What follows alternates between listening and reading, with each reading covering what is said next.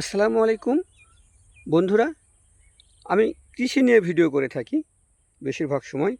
আর আমার উদ্দেশ্য হচ্ছে আমাদের দেশে কৃষি বিশ্বের দরবারে পরিচিতি পাক, বিশ্বের দরবারে পৌঁছে যায়। এবং বাংলাদেশে এই কৃষি যেমন এই যে আমি আজকে এসেছি একটি চিচিঙ্গা খেতে। চিচিঙ্গা দেখেন কত সুন্দর চিচিঙ্গা। এই চিচিঙ্গা, হ্যাঁ, চিচিঙ্গা। উনি চিচিঙ্গা চাষ করেছেন, অনেক সুন্দর চিচিঙ্গা ধরেছে। তো চিচিঙ্গা একটি লাভজনক ফসল। হ্যাঁ, আলহামদুলিল্লাহ ওনার খেতে অনেক সুন্দর চিচিঙ্গা ধরেছে। এই চিচিঙ্গাগুলো বাংলাদেশের চাহিদা মিটিয়ে আমাদের দেশের সবজি, যেহেতু বিশ্বের বিভিন্ন দেশে আমদানি হয়ে থাকে, তাই আপনারা, আমার উদ্দেশ্য হচ্ছে এই এই ভিডিওগুলো এই ভিডিওগুলো বিশ্বের দরবারে পৌঁছে যাক। তাই বিশ্বের দরবারে পৌঁছাতে হলে আমাদের কী করতে হবে?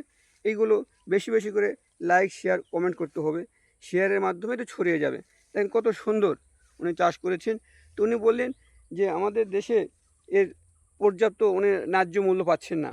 বর্তমানে সবজির দাম নাকি খুবই কম, খুবই কম। তো উনি বলছেন যে যদি এই সবজিগুলো রক্ষণাবেক্ষণের ব্যবস্থা থাকতো, তাহলে হয়তো তাদের এই লসগুলো হতো না। তো আমরা, আসেন না, আমরা ছড়িয়ে দিই আমাদের দেশের এই কৃষিকে বিশ্বের দরবারে, যাতে আমাদের দেশটা আরও উন্নত হয়। আমার মূল উদ্দেশ্য হচ্ছে কৃষককে বিশ্বের দরবারে, বাংলাদেশের কৃষিকে বিশ্বের দরবারে পরিচিতি করে দেওয়া।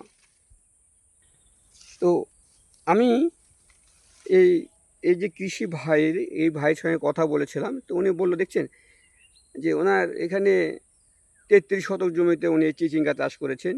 এই 33 শতক জমিতে চিচিঙ্গা চাষ করতে গিয়ে ওনার 25 থেকে 30 হাজার টাকা খরচ হয়েছে। তো উনি বললেন যে হয়তো বেশি লাভ হবে না, উনি 50 থেকে 60 হাজার টাকার চিচিঙ্গা বিক্রি করতে পারবেন। এবং ধরেছে, অনেক চিচিঙ্গা ধরেছে, দেখতে পাচ্ছেন একটা চিচিঙ্গায় অনেক বড়। আর এখানে এটাতে অনেক পোকা লাগে। হ্যাঁ, এই দেখতে পাচ্ছেন এটা পোকা অয়েল আছে। তো চিচিঙ্গাতে অনেক বীজ দিতে হয় এবং এটার অনেক পরিচর্যা করতে হয়।